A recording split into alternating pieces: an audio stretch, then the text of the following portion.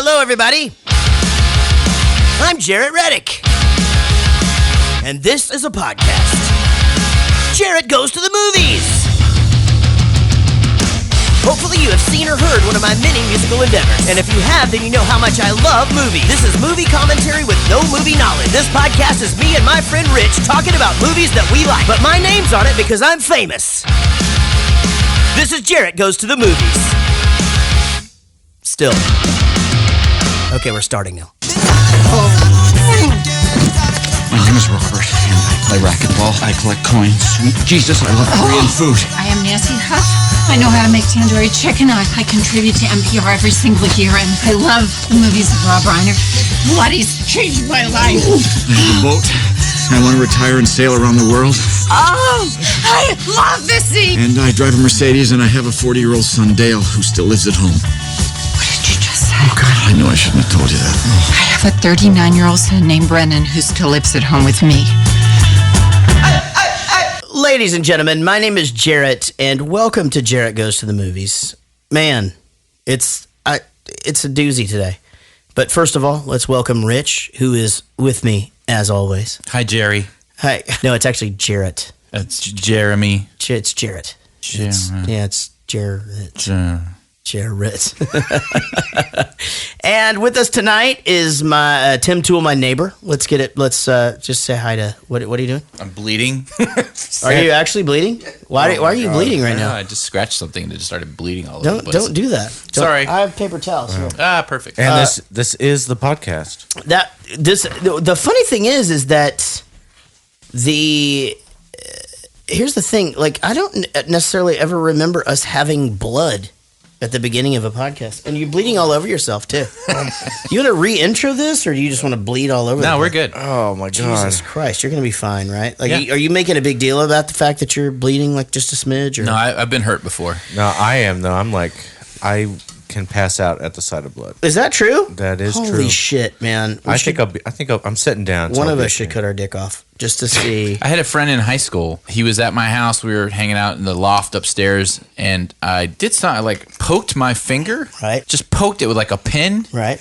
And he was like, "Don't show me that." And I'm like, "What are you talking about?" And I just held it up, and there was like a tiny little drop of blood. He literally just fell straight back into my chair and passed out. Yep, that's me. That's crazy. Now I've heard of like needles and stuff, and like blood. But That's me too.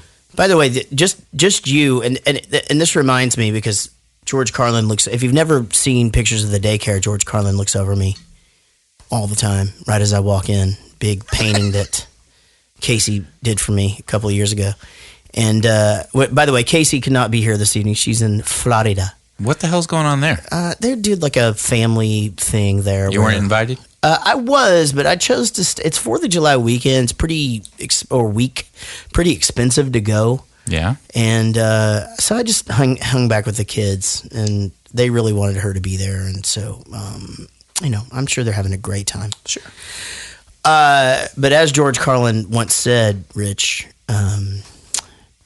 you can prick your finger, but don't finger your prick. Today we're talking about Step Brothers. I want to check in though, Rich. How you doing? I mean, gosh, it's like a constant soap opera with you, but lately not as entertaining as it used to be. No, not really. Honest. I'm kind of boring. So what's going on? Anything exciting? You got out of the house. You went and saw the what'd you go see? Independence Day. Independence Day, which It was terrible. Last week, was that Independence Day last week or 2 Yeah. weeks ago? No, 2 weeks ago. We did. Well, Smokey and the Independence Day is coming up, but the movie Independence But when we're Day. talking about this, the movie, 2 the weeks ago. podcast was 2 weeks ago.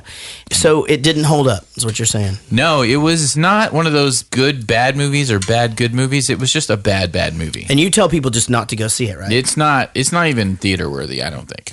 Rich is hating on shit. I mean, you just hate it.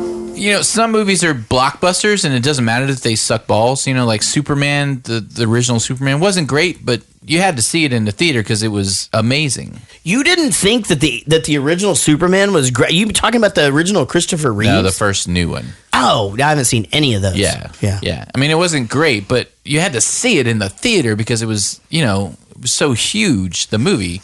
And there's a bunch of movies like that. This one was just terrible. It was didn't not like worth it. And it, I mean, you hadn't been dating. You actually took a female to the thing. I mean, it's just a waste. Just a waste of a fucking night is what you're saying. Sure. Did you have some delicious food? Did you have a snack? When you go to the movies, do you get like a drink? We were at the Studio Movie Girl, so Of course you did. That's the Yeah. best place ever. Yeah. Man, it is like my second favorite place next to Topgolf to go. It's great. It's awesome. Why didn't they think of this a long time ago? You know what?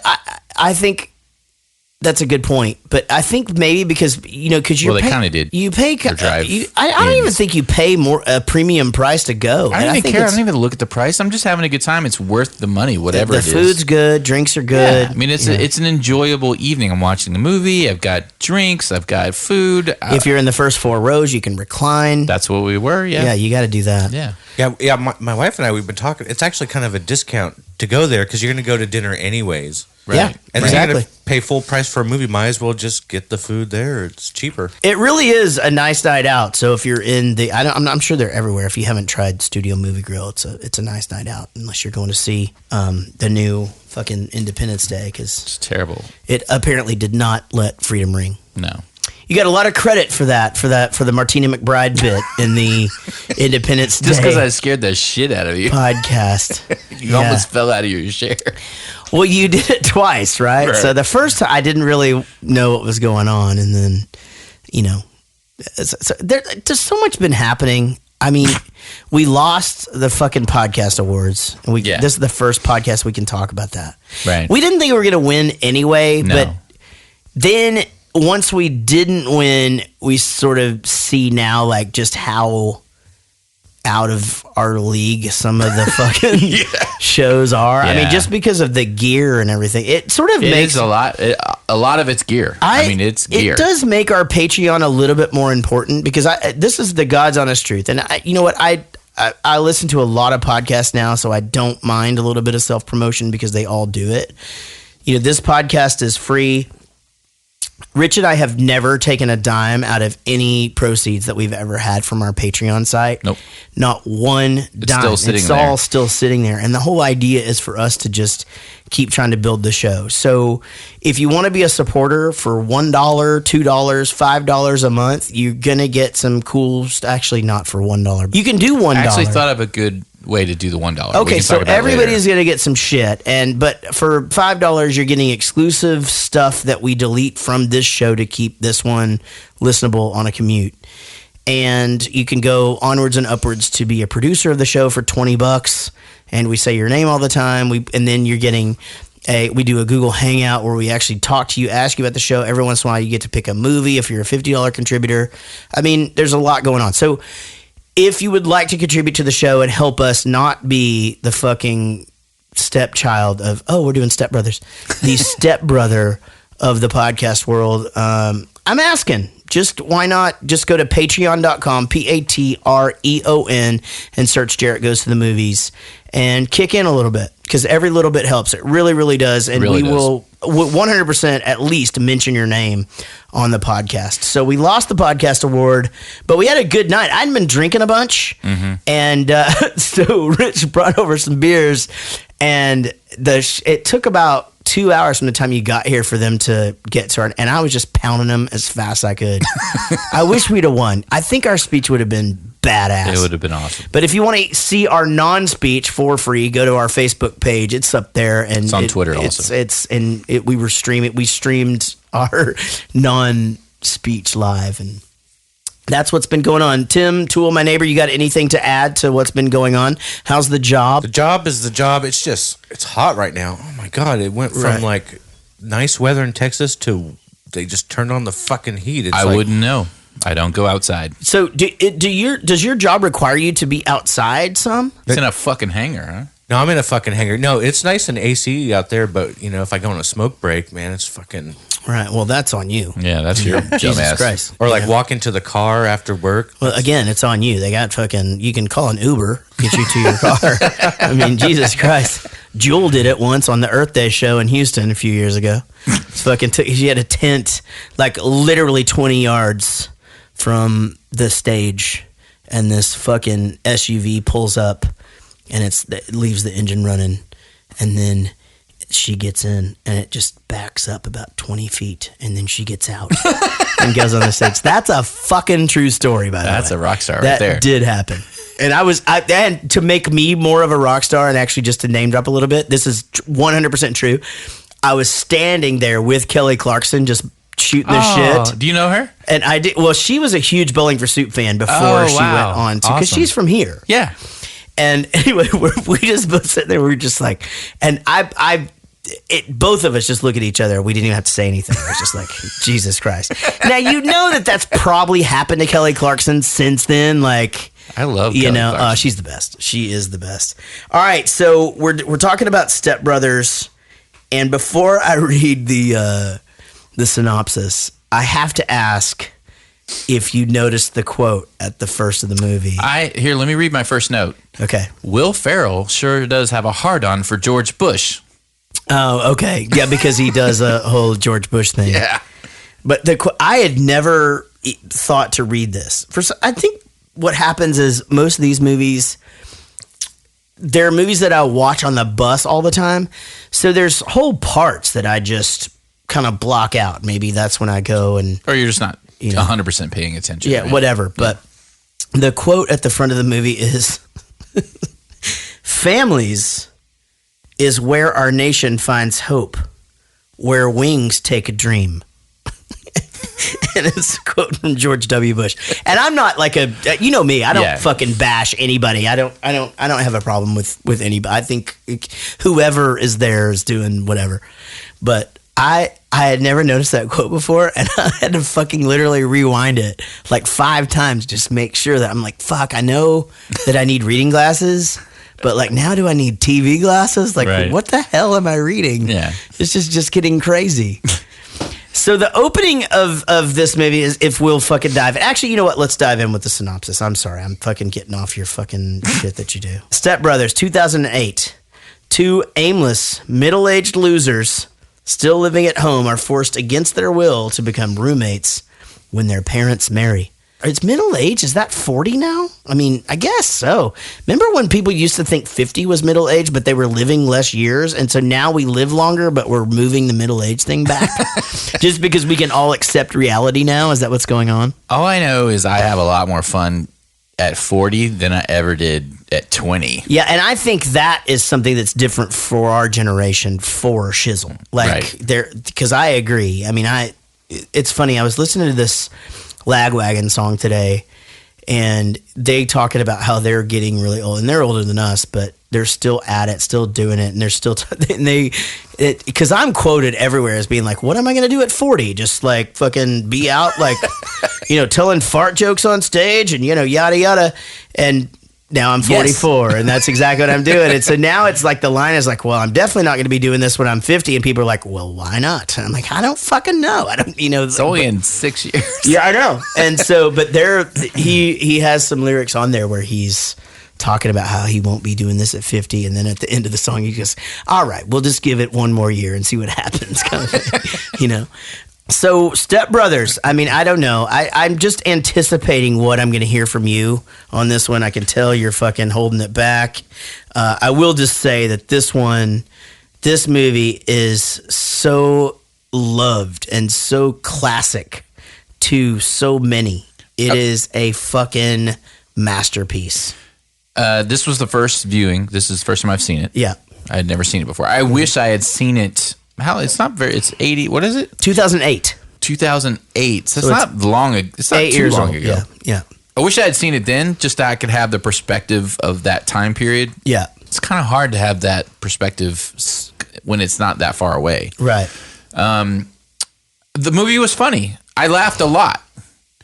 Is it the funniest movie ever? Fuck no, not even close. It's just, I don't know. It felt kind of pointless to me, but I enjoyed it. Don't get me wrong. I enjoyed the movie. I laughed a lot. I'm not hating on it, but I don't get the uber love that it gets. I think part of what makes it what it is that if you just ignore the fact that they're 39 and 40 and you make them into these 9 to 11, 12-year-old Step Brothers, then put your mind in the movie or whatever, like they fucking nailed it. It's like every conversation, everything was exactly how it would have gone back and forth. And like even when they decided to team up and become a team, obviously there's exaggerations there. But I remember watching it early on and seeing it for the second, third, fourth time and being like, God damn, they're nailing just the behavior of what it would be like. And the point is that obviously it's stretched. These are I guess what you're supposed to take away from it at the end is, hey, they were both just sort of like doing it because they could. Right. And, here we are. Obviously, anybody can grow up. They're doing it because they have the shittiest parents that ever existed, ever. Well, I don't really know if that's the case. I mean, I think... What? I definitely think that... I don't know. I mean, there's definitely doting moms out there that probably would and will and do raise their 40-year-olds and still make them fucking grilled cheese sandwiches and shit. I don't know about doctor dads. I don't really know that that's a thing. Yeah. To where you could fucking get away with that shit. I mean, that's your whole job is to prepare them for life. And if they're still living with you at 40 with no prospects of a job in sight, you're a shitty parent. I think the opening scene of this movie is so genius. I mean, like you were playing a little bit of it from earlier, and I mean, Jesus Christ! Like it opens with Will Ferrell making this plate of nachos in the microwave, which it's so fucking funny because we've all done that. We've all made that exact plate of nachos. The reason why it's more funny is there's fucking huge bowl of just black beans just sitting on top of it for no reason. It's like, why would you dump them on there or whatever? And then dip it. Mom comes in and she's just like, Brenda, he goes, Mom, I'm watching the thing with the ladies. So, I mean, it's so fucking crazy. But here's the thing. So, we've talked about this before, but my phone, when I hook it up to my car, it plays the same fucking song every single time. And I don't know how to fix that. I've wanted to Google it. I've talked to you about this. Okay. Mine played 1985 for fucking months. Yeah. Every single time, every morning. I would like to say I meant to do 1985 as I'm getting in my car. Mine plays a Motion City soundtrack song. This time I thought I listened. Anyway, the second song, and I had never put it together until about 3 weeks ago. Is this one? Is this. Right. And I could not figure out, why does that put me in such a good mood? Why does it do that? But anyway, you've got him, you got Will Ferrell making the plate of nachos. You got John C. Reilly. How much fun playing can playing Guitar Hero be with no sound on? There was no sound. Well, I think that's because it would have interfered. You can't have Dio. There was no sound on. Can't have Dio fucking coming over that whole thing. But just, I fucking love that. Like she walks out or whatever, and then he just instantly hand down the pants, and he just gonna masturbate right there while watching fucking yoga. Do you masturbate with hand in the pants? I've never done that once. So just full disclosure. I think I have. Have you listened to the show? No, a couple of times in the car. Yeah, a couple of times. Like driving, like super late at night or whatever, and it just like really, he just like, how you doing? You couldn't wait. No, I mean at my age, Rich, you just fucking take it as it comes, Actually, no, it's been a long time ago, but I mean, not like just fucking hitting it hard, but just play with it a little bit down in there. But that's rub the tip. The only time. Yeah, it's just the tip. And then there's the John C. Reilly's character is just like, hey, did you leave me money for pizza? And he's like, yeah, there's $20 that kind of. What if I want wings? Which is not enough. That's perfectly good argument, actually. He goes, you don't need them. It's not enough, Dad.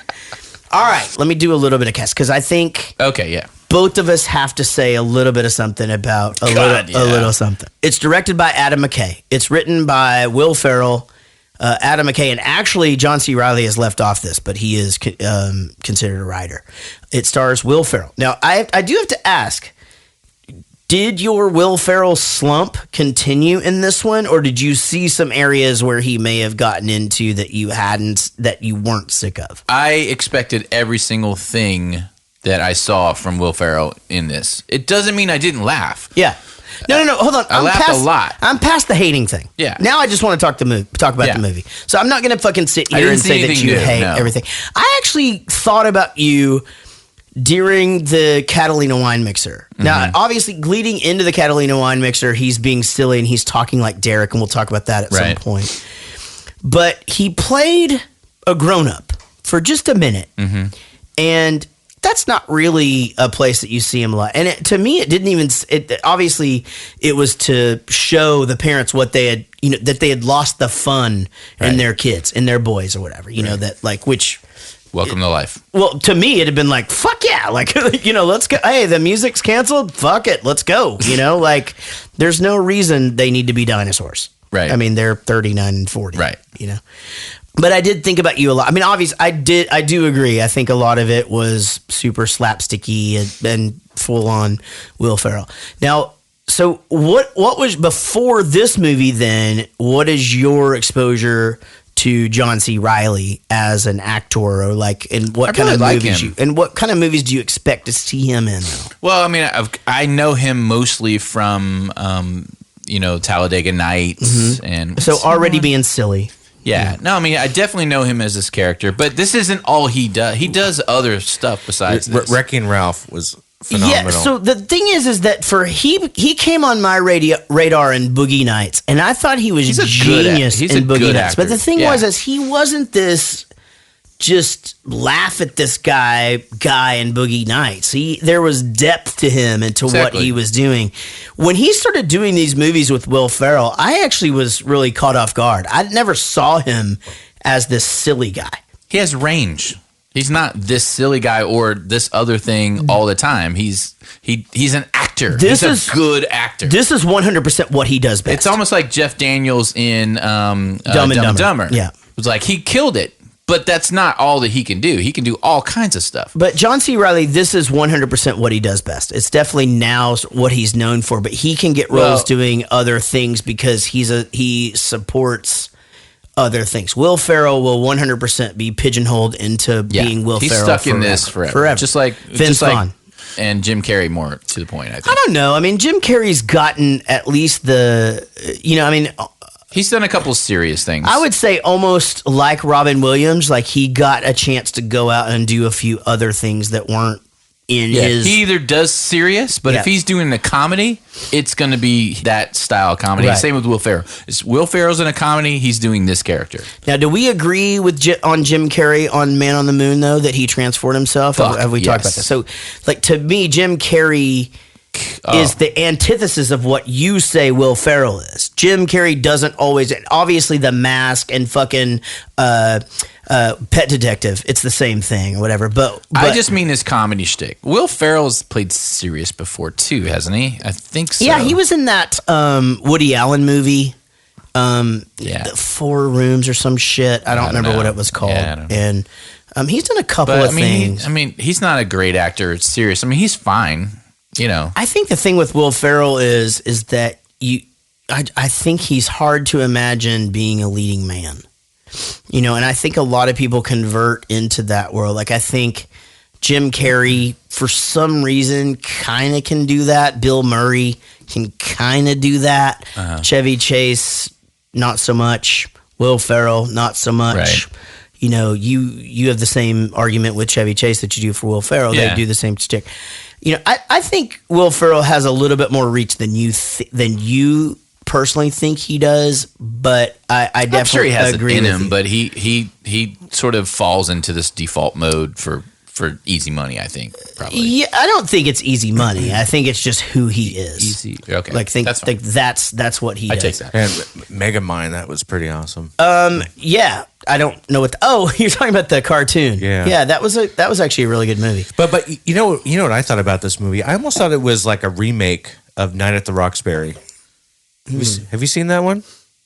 Yeah, actually, I saw Night at the Roxbury. I mean, I think I've seen every one of the Saturday Night Live gets converted to an actual motion picture, except for the Stuart Smalley. So I never Night at saw the that. Roxbury, it's basically the same thing, but instead of being 40, they're like 29 or 30. Yeah.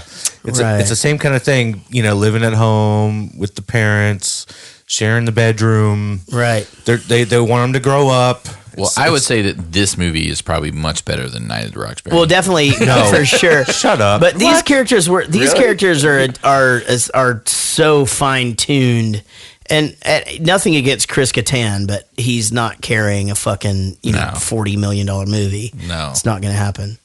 I'm sure he's great, by the way. And I'm not saying that movie was terrible. I'm just saying I think this movie I was think a lot I remember funnier. seeing it and thinking it was okay. Yeah, I mean, remember it being okay. as Actually, I'm gonna go. Let me back up for a second. I didn't see Stuart Smalley. I didn't see Pat the movie. I didn't see the Ladies Man movie. well. The Ladies Man. Oh my God, that movie. I don't know if it holds up, Yeah. but that movie I was quoting for like 2 years afterwards. But see, that's the It's thing. so good. Well, that's the thing about all of them is that let me make an analogy. If I listen to the Descendants radio station on Pandora, and This is the station that plays the Disney characters when they were kids or something. no, that's okay. a different Descendants. Oh, So a lot of things come up from like older punk rock. And I remember getting the first couple of NoFX records because everybody thought they were so great. They are. But I remember getting those after I got a couple of the newer ones, and then I heard those. I'm just like, Jesus Christ, this is shit. Now I hear those older songs, and I'm like, God damn, like, why didn't I pay attention to that? It's almost like, because, the writing on a Saturday Night Live movie isn't going to not be at least good. I mean, there's going to be jokes there. It's a matter of trying to figure out where they are. Like, I'm not saying by any means that the Stuart Smalley movie was any good because I didn't fucking see it. I'm certain that Tim Meadows just makes me laugh just looking at him. right. And I think we should do that movie. let's do it. Let's ask the listeners to chime in if they agree. But I think that movie would be a great one. I'll tell you what, no- because you haven't seen it. Right. Yeah, I'd love It to. would give us a lot to talk about. See, there's a bunch of those like hidden gems out there that, Definitely. that I wouldn't have expected you to like that. Did you ever see Undercover Brother Yeah, I didn't like with that one Eddie that Griffin? much. God, it's so fucking funny. I mean, it was. And in no way did I remember just say that. laughing at it, but it wasn't like something I want to watch. In no way ever did I again. just say that because him and Tim Meadows are black guys. I liked it because of Christmas. What's her name? Lloyd? No, Lloyd Christmas? Richardson. Christmas Richards. Richards. Oh, Denise. Denise Richards, right? She was in that. Mary Steenburgen. Steenburgen Steenburgen. is fucking hot. Dude, it's insane. Like, this woman has actually gotten hotter. It's a thing. Like, she can't Google her name without seeing the fact that everyone thinks she's hotter the older she gets. Yeah. Are you being serious? No, I'm being dead serious. She's on Yeah. the top 5 girls that are hotter with age. Is that true? Yeah. And she's married to Ted Danson. Bastard, yeah. Yeah. No, And- if she expressed interest in me right now, I'd be all over that. see, that makes that is interesting to me because I know you're not into the older thing at all. I mean, What? because definitely, look, when she's out of her clothes, there's going to be stuff that isn't perfect, and that is you have to have everything. I've always had a thing for older women. Both wives were older than me. What? Yeah, but you understand that their bodies don't look like you fucking don't go to restaurants because the girls wear shorts that are too short. That's She was fucking young. documented. No, It doesn't I don't matter. have a problem. I don't have a problem with problem areas. I'm just saying dress appropriately. That's all I'm saying. Jesus You Christ. can have cottage cheese on your legs. Just don't wear little boy shorts. But we do agree that Mary Steenburgen, God damn, it's fucking weird to see written out. Gosh, she's so hot. She's and hot, you know yeah. I like older chicks a lot. And this I one's- would have been the same exact way standing up on there at the podium looking at her as she's giving me googly eyes. I would have lost all train of thought as I well. wonder what you thought about that line. I thought it was a little over the top with the saying I did it too. without it trailing Yeah. off at least a little bit. But actually, okay, I'll take that for a second. So what we're talking about is the scene where he is, where the doctor is making the speech, and she is in the audience making notes or whatever, and he says, I want to take my head and put him Between into those breasts, to the yeah. breast or whatever. I thought the same thing. I thought, well, he would do a hiccup there, but then I think it actually becomes funny because then he just goes, I don't know. I'm just so lost. Right. I don't know. Because at that point, it's just like a fuck it, you know? Yeah. And then, obviously they're in we heard the opening scene. There they are. Okay, so that's Richard Jenkins. Here's the thing about Richard Jenkins. I feel like I've seen him in 100 movies. Oh, definitely. But I fucking couldn't dig it. I mean, I looked and I was like, yeah, I don't really remember being. Oh, really? I think he's just that dude that got to that age. We've talked about this before, where like their careers start at 40. He got male pattern baldness and just fucking fits that role. Right. And he's working all the fucking time. Right. He's in a bunch of shit.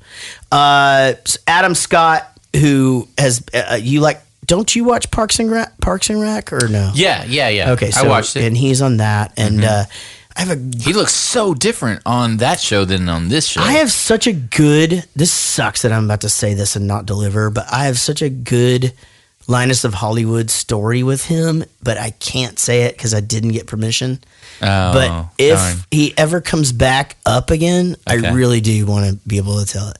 All right, Catherine Hahn, so fucking sexy. I just find her. I don't know what it is, man. She's the wife of Derek. She is not my type. No, She is not my type at all, right? You just said that. and she's not really my type.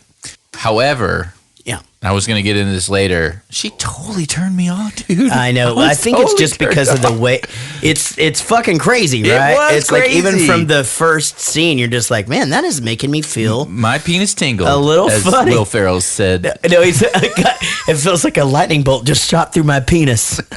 No, I'm talking about the therapist. Oh, yeah, that's a whole different thing. All right, so Catherine Hahn is great, but the thing about her is I actually quote her so much from Anchorman, where I don't even remember her in Anchorman. and I actually, well, I'm gonna bring it all around right All now. right. Ron Burgundy will read anything on that teleprompter, and I do mean anything. I thought it was That's the news. I thought it was Fred. What's his name? No, it was her. Andrea Savage played the therapist for Will Ferrell. She's a little hot. Kind of, but a little bit of like a deep voice, like a weird thing Yeah. where she like I said a little hot. she like enunciates her consonants, but not like the T's and the S's, more I like didn't the care G's about and what stuff. she was talking. I don't know. I didn't really get it. She did have an angle where you go, oh, she's not hot, but she definitely had a few angles that she was I definitely think we hot. all have that though, Rich. Let's be honest. That's true. How about Rob Riggle in this movie, and how fucking funny is he? Just Is he being the big guy that's friends with Derek? Yeah. I fucking So, love that guy. Yes. Are you saying pow? Yeah. Pow. Are you saying paga? It is Pow? Pog. He just like, I don't know what it is. It's just your face. I mean, you did a really good thing here, but I just want to punch you. Correct. I mean, like everything else is great. This is all great, but you got to do something I about your vote face. we just don't do clips. Yeah. We just keep talking. Yeah, we'll get to all of it. I will say that I was a little mindful of what it is you were going to play for everybody.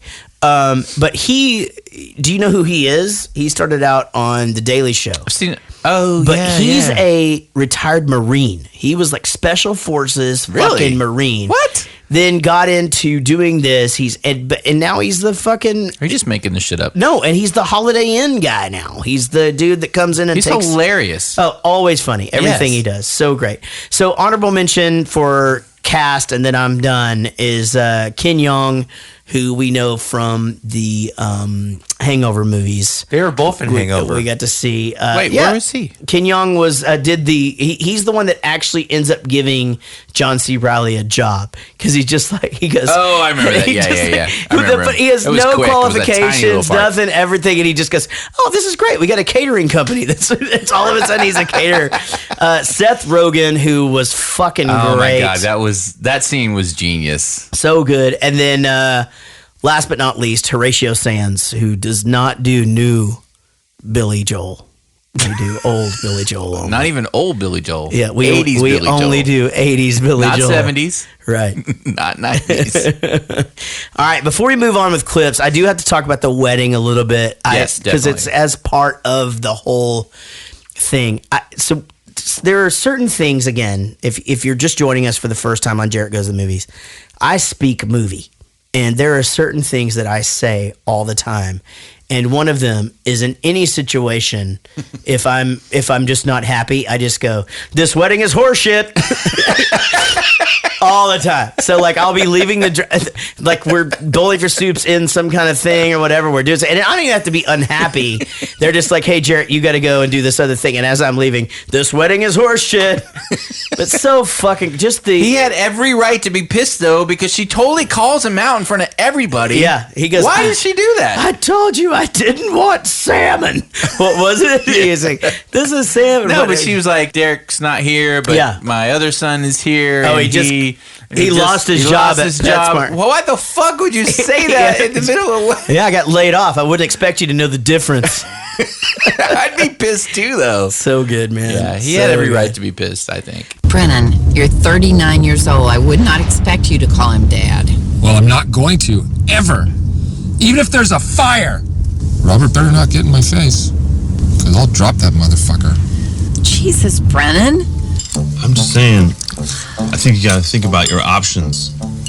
I know that you are technically married now, but that does not mean that they have to live here. Dale, I think it's time for a change for both of us. Dad, we're men, okay? That means a few things. We like to shit with the door open. We talk about pussy. We go on riverboat gambling trips. We make our own beef jerky. That's what we do. And now that is all wrecked. We literally have never done any of those things. Wait, do you guys shit with the door open? No. What? Never. I every time. I fucking knew you were going to say that. Fuck. I had to light a fucking match today, and my 4-year-old came in. She was like, "Why does it smell like shit?" And my wife's like, "Oh my god." Are you being serious? Yes, I'm being serious. Jesus Christ. Y'all fucking Tim, y'all got to stop swearing in front of the kids, dude. That's fucking crazy. Your 4-year-old saying, "Why does it smell like shit?" And I'm like, "What did you just say?" Oh my god. You don't understand the depth of that, but like a 4-year-old saying, "Why does it smell like shit?" is kind of a big deal. It's a little bit of a big deal. But Also, close the door. so you shit with the door open, like where? Like in your bedroom or like in the hall? Like, yeah, in my bedroom. Yeah. Why? Like, what if your wife comes in there? She shits with the door open too. Well, Yeah, but that's different. No, okay, here's the thing that I think about shitting with the door open. I get that we're all becoming a little desensitized to the whole thing. And, you know, there's this, but there's moments kills romance. where there's a thing. Look, here's the thing. Casey poops. And sometimes she's pooping in our bathroom, and I go into the other bathroom, and I'm pooping too. So I don't fucking poop with the door open. I send her a little emoji of doo-doo. Right, because You know? that's funny. Because that's fucking funny. You know what she does? She sends it right back. Because Right. that's what she's doing. Right. But I don't need to see her doing that. Dude, No. there are times when I'm struggling. Like, it's like I'm battling a snake. Just trying to get it out of my butt. You know what I'm talking about? It kills intimacy when you visualize your partner sitting on the toilet. Close the door. Keep it romantic. I don't mind pee, but we don't even do that. No, but I have in the but past. you're just standing up, your backs to the. Who cares? No, I sit down to pee. I mean, okay, so you leave the door open Yeah. when you're peeing. Do you Sitting ever- down. did What's you the ever- difference? Do you ever like to hear girls pee? Like, Do I like it? I don't. I mean, does it ever? That shit-eating grin on your face right now. Is it ever like a thing? Like I know where when you're going with when this. you hear a girl pee, is you it not? you find this sexy when they're I'm peeing. asking you a question. I don't give a shit what you're asking. I can tell you find it sexy I don't- when you hear a girl pee. I know, and I don't know why. It's so weird, and that came on. It's not unsexy. Do you have weird things It's that not come? unsexy. I know. Okay, so do you have weird things that come on like later in life? Like for example, I think it's pretty well documented. Like I don't know what it was. I think maybe teachers or some shit. Like I used to like pantyhose. Like I was real into like schoolgirls outfits? What about that? No, not like French maids and shit. Like nothing It was always something fucked up. But like, do you find yourself not like again like hearing a girl pee? But not that's what I'm talking about. But like, if you hear it, are you like, you know what? That's kind of sexy. Yeah. Yeah. I mean, I have those. Yeah. Like I was not into blowjobs until Right. really. I could care less about blowjobs until I was in my 40s. Because he never got them. No, but here's the thing. I mean, I've got them, and they just didn't do anything. No, I'm me. actually with you on that. I think the quest for a blowjob is better than the blowjob itself. It's all about just like, oh, It depends on the blowjobber, but okay. right, Joe Blowjobber. Yeah. Anywho, it's like, I don't know. Like for me, it's always just like it's always been like trying to get that to happen, and then once it's there, it's like okie dokie, next step. That's step 7 or whatever. Yeah, I would say depends on the blowjobber in that scenario. You just fucking said that. Suppose Nancy sees me coming out of the shower and decides to come on to me. I'm looking good. I've got a luscious V of hair going from my chest pubes down to my ball throw. And she takes one look at me and she goes, "Oh my God, I've had the old bull, now I want the young calf." And she grabs me by the wiener. Shut the fuck up! He has a good point, though.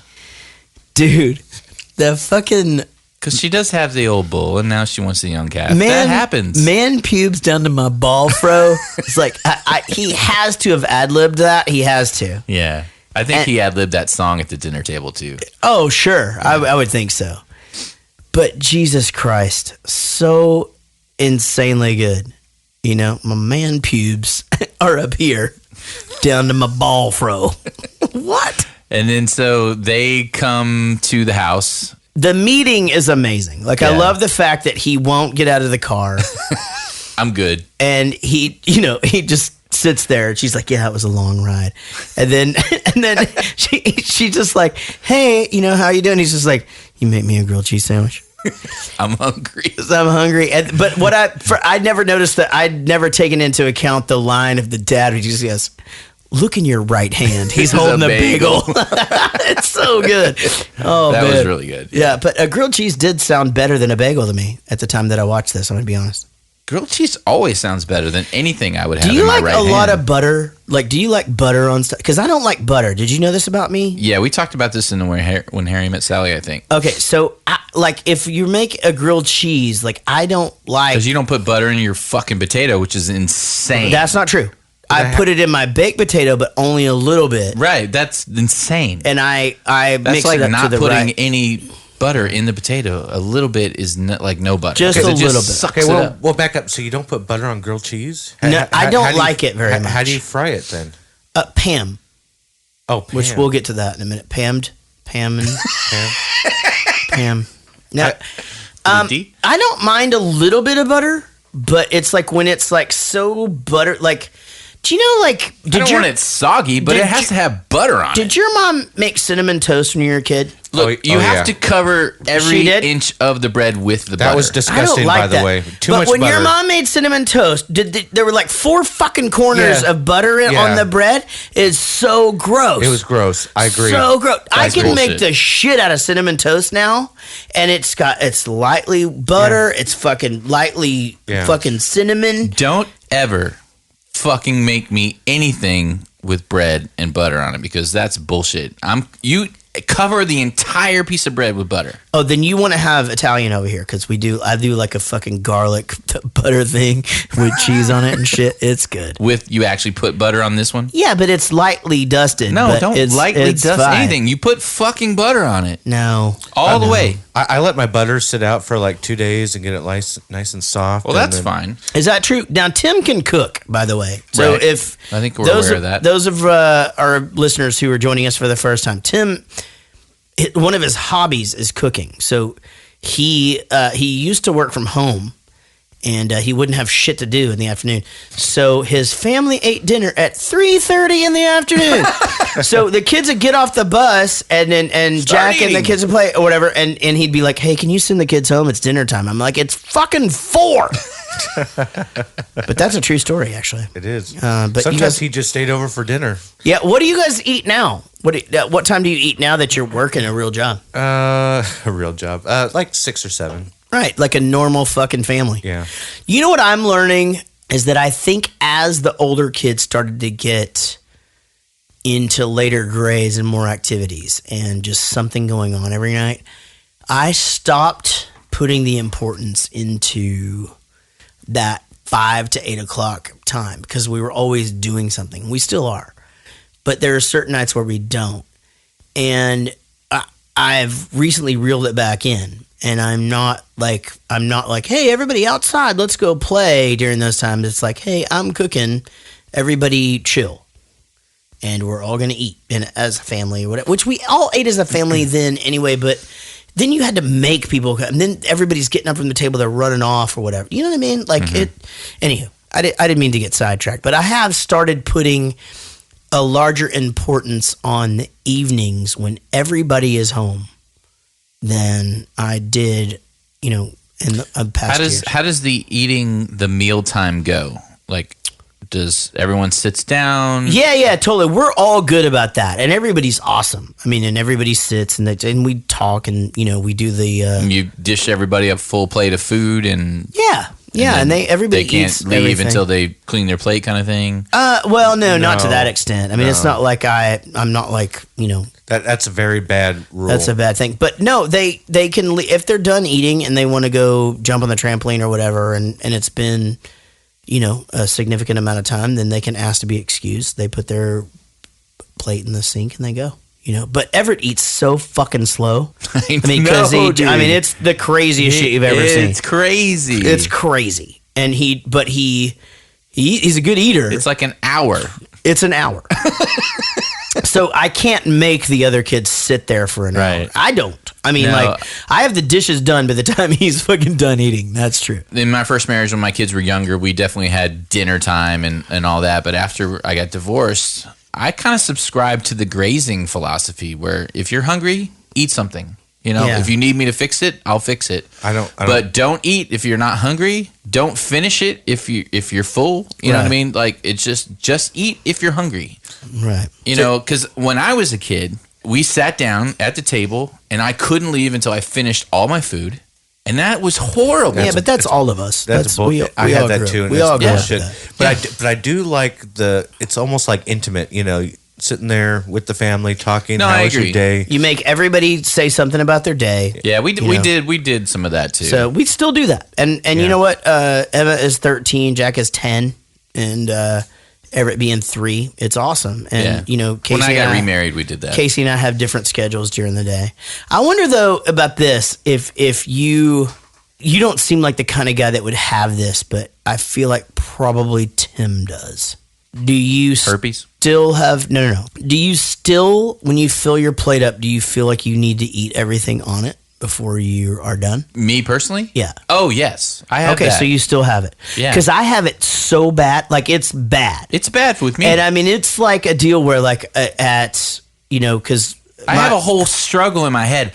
I'm full. Stop eating. I can't. Right. There's food on the plate. Same thing. Yeah. Same thing. It's and that's terrible. That's what we were raised to do. We were programmed. Yeah, it's programmed. We're programmed. That's why I made them graze, because I was like, if eat, don't eat. Yeah. I don't care. That's why I only put as much as I'm going to eat right there on my plate. Well, the thing is with my kids, it's like like I'm going to put a little bit of everything on there. You want some more, you go get it. But yeah, I mean, I'm programmed to eat everything on my plate. So it's like you order a fucking combo at a Mexican food place in Texas, you're getting a boat of food. Right. And it's like, I'm fucking eating all of this. And then I'm going to have a couple of chips after I'm done. If there's enough food that I can't even get down, I would be in pain trying to finish it all. Yeah. And I'm just like, I can't finish it. So I got a question. So with your kids, we're not training them that shit, right? No, that's what I just said. No fucking way. I put a little bit of everything that I make or that Casey makes on the plate within reason. If I know that a kid doesn't like something, but pretty much for the most part, they're all pretty good eaters. A little bit of each thing, and they eat what they want, and if they want some more, they go get it themselves. Mm-hmm. And, that's the way it is. I mean, I never finish the plate thing. I mean, like I do the thing where I know that Everett just wants to get. A little thing will click, and they're playing or whatever because he takes fucking forever to eat, and I'm like, all right, how old are you? I'm 3. Well, then 3 more bites, and he'll do the thing where he like takes one bite and then licks the spoon. He's like, that's bite 2. I'm like, nope, you got to dig it in there because the thing is I know in 10 minutes he's going to come back and be Right. like, where's my plate? I'm like, well, your plate is long gone. Right. This conversation is fucking amazing, but it also leads us into one of the greatest dinner scenes of all time. I don't like it. It smells weird. I'll try some. You want some? Sure, absolutely. You don't mind, do you, Brennan? Brennan. I'm not comfortable. That's okay. No, that's okay. It's probably not good on fish anyway. But my dad's king of the castle, so if he wants fancy sauce, he should. No, it's all right, If he Dale. wants fancy sauce, he can make his own batch. So you He was holding his hand out. Yeah. Blocking the spoon. The fancy sauce. So we talk about fancy sauce a lot too. I like fancy sauce. Do you have your own form of fancy sauce in I your don't family? think so. No, I don't think so. For me, it was always in the last marriage. It was always cream cheese and salsa. Ah, that's a good one actually. Yeah. Yeah, I like that one. That's to put on what? To chips, like a dip to chips in. Yeah, totally. I get that. Yeah. Yeah, that's a good one. I mean, but they're doing chicken strips. So what is it? Ketchup and Ketchup and mayonnaise, which Yeah, I think oh. is disgusting. No, we do ranch, fucking ranch. oh god damn it. What you that's fancy sauce is just ranch? Just ranch. We put ranch on fucking Yeah, everything. you guys are like Yeah. the fucking. They should fucking have Hillshire Farms fancy sauce. This whole scene of them sitting around the table, and it starts with Brennan just drinking that blue drink, which they never approach.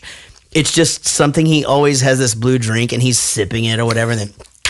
And she's like, "Please stop." And it's such a good acting scene for Mary Steenburgen. Steenburgen. How about you? I know you used to work at PetSmart. Right? That's right, Mr. Doback. Call me Robert. That's right, Robin. Robert. And the great thing about that bit is they don't mind doing it a couple of times in the movie, right? This is the ultimate diss. Calling someone a different name than their name Right. is the ultimate diss. You're being a dick. There's no diss that's more shitty than this one. Right. It's just not. That's like you've just fucked their identity. You've Right. just pissed all over it. There's no worse diss. You out of here? Wait, you got to say goodnight. All right, guys. So Tim is ready to go to bed. Yeah, it's been Night, Tim. it's been a long week. It's only Tuesday, and I'm ready to do stuff at home. All right, man. Well, good night, and Are you gonna touch your pee-pee? Probably Thanks. just a couple times. a couple of times on the pee-pee. Well, hand us another beer on your way out, and we'll see you soon. Where are you going? I'm going upstairs. Because I'm going to put my nutsack on your drum set. Okay? If you do that, I am warning you right now. If you touch my drums, I will stab you in the neck with a knife. Oh man. All right. So when the nuts go on the drum set, did you? I don't know. So I think maybe there's an unrated version. Did you see? Did you actually get to see the nuts? I saw the nuts. They looked real. They were prosthetic nuts. They Yeah. were real prosthetic nuts. Real prosthetic nuts. They They were did look. $20,000+ worth of. What? Yeah, it Is that costs- really a thing? No, it costs either $20,000 or $25,000. That depending on seems which crazy. nut. I bet we could go to fucking KD's DVDs out on the fucking highway and get a fucking set of nuts that look exactly like that. They had 100%. real hair in the nuts. and I everything. love the. If you're gonna get a set of nuts, why you would you gotta get have real hair? I know it doesn't matter. I mean, gotta like, shave my balls all the fucking time. I would not get hair on my prosthetic nuts. I want how them do you shave your clean. balls? Do you use like clippers or No, actual? I use a razor. Well, I clip it first. I clip everything around it and kind right. of get. Do you the, shave like up on your if it's pubes and been a everything? while. Like, what do you mean? I mean, up is on it my just pubes? bald down there? No, I have like I have my beard level hair Yeah. around the top area. level, yeah. And then everything else is shaved. Yeah. All right. I Was see. that too intimate, guys? No, that's good. I used to shave it I'm bald. not asking you. I'm asking them. Was that Oh, too okay. intimate? I get it. Dude, the lead up to this was Wait, so are you amazing. just gonna leave me hanging? What do you mean? I got to tell you mine. You're not going to tell I me yours. started to tell you, and you fucking cut me off. I did not cut you off. I used to shave it bald, and now I just fucking Everything, like the whole. You're like porn star bald. yeah. I mean, just because it was easier and cool. Like I was traveling so much, it was just easier and cooler, and just a whole thing. Yeah, I get all itchy and shit. but now not so much. I mean, I trim it up, and that's it. But I mean, I don't really, I don't know. You don't get crazy. I don't get crazy anymore. You're laxing. I'm just chilling. You've been married for a few years and just like whatever. Today, I saw my own son use a bicycle as a weapon. You yelled rape at the top of your lungs. Mom, I honestly thought I was going to be raped for a second. He had the craziest look in his eyes, and at one point he said, "Let's get it on." That was about the fighting. I'm so not a raper. Look, I didn't touch a drum set, okay? I witnessed with my eyes your testicles touching my drum set. All right, that's it. That's it. You two guys leave me no choice. No television for a week. What? So Jaret just farted. He couldn't wait until the interview clip to fart. Dude, we missed the maybe the greatest line in the history of cinema when the fight break. And here's the thing: like, have you ever thought about like if you got in a fight with somebody like in a house, and like, wouldn't you think like the first thing you break, you'd be like, shit, we can continue this, but we should get the fuck out of here. Like, they literally just ruined the fucking house. Okay, and he said they had to fix everything. Yeah. And apparently they did fix everything because everything was completely perfect again in the next scene. Right. Why didn't they just become carpenters? Because they're amazing at it. Oh, good. Because they fixed the paneling down the stairs. All that was perfect again. Yeah, well, you know, the guy has... They're amazing. All right, Alice, let's go. Flat. It's so flat. I didn't even know. You don't even look good while you're singing. The worst thing I've ever heard. This is $1,200 a week for voice lessons, and this is what I get? Okay, I'm going to save it with the solo. My name is Derek, and I can sing high. I can sing high. But only with my eyes closed. While I'm driving. So good. Oncoming traffic. My name is Derek. So my sound guy's name is Derek. Well, he's actually doing monitors and drums right now, but his name's Derek. Oh, did he disappoint you on the board? No. We realigned some stuff. It was totally his call. He likes to be with Tony, and Tony's on stage, but he will come in every once in a while. Like, my name is Derek, and I can sing high. So great, man. And you just see the pain on her face already. Oh, like yeah. how just it's shitty obvious she is not this happy. family is. You just want to punch the kids in the face. Yeah. As hard as you can. They did a really good job of setting up that she just hates her life. And it does help make sense of why she might be attracted to this complete loser. And they did all of that in a fucking car singing a Guns N' Roses song. Right. That's a lot of development in a really short time. It was good. Robert, have you ever been down to the southern part of the Gulf on the Bonita Run? Always wanted to. I hear it's amazing. It is. It's gorgeous. Are bonita fish big? What? Dale, don't interrupt the man when he's telling a story. No, it's fine, Robert. I was asking about the story. What's this guy's deal? I don't know, son. It's okay. Well, Dale, they are what's called a trophy fish. So, yeah, they're pretty big. I'm sorry. Anyway. Oh, God, I'm sorry. Now I forget where my story was going. Damn it, Dale. Damn it, Dale. I lost it on this one. This was a good scene. Oh, and the fucking follow-up is just, I just love his stories. Guilty as charged with the stories. What are bonita fish? Do you know? No, pretty fish? Yeah, I hear they're pretty. But Yeah. only to Hispanics. They're the only people that No, find them that would pretty. be bonita fish because they'd have a little trill on the, a little squiggly line on the end, right? Gotcha. Maybe I just forgot the Bonita, little squiggly line. on bonita there. fish. So they look pretty. You know what? I'd even do it for 4/5 commish because, you know what really gets my dick hard? Helping out my friends. That'd be fantastic. Yeah? That'd be fantastic. Yeah. Oh, my God. No, it would be kick-ass, bro. Oh, man. Right there. What about Dale and Brennan? Because they haven't even gotten jobs yet. Gotta change the record. Robert, don't talk to me like that in front of my son. Oh, come on. We're talking about our dream, the boat. Come on. It's important to note that the way that successful people in this movie talk, shits and gigs, 4.5 commish, but the fucking best in that what you just played.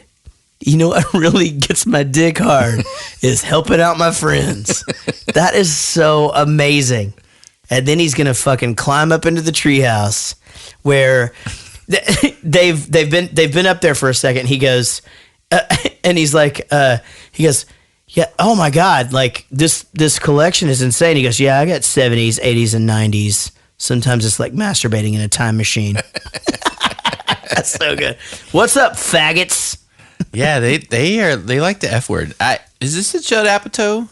No, it's he produced it though. I saw his name. Maybe it's an he Adam was K a producer. thing. Yeah, but they love the F word. I thought when I said "What's up, faggot," you would play the clip and not leave me hanging like after saying. No, I think word. it's a very offensive thing for you to say. Yeah. I was a little appalled by it. Well, actually. Jesus Christ, fucking play the clip. Yeah, I don't know if I'm gonna do that.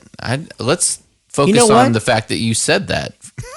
You're looking at me like you want to punch me in the face. Punch me in the fucking face. You want to punch me too, Brennan? You guys both look like you might want to hit me in the face. You do, I can tell. Well, why don't you do it?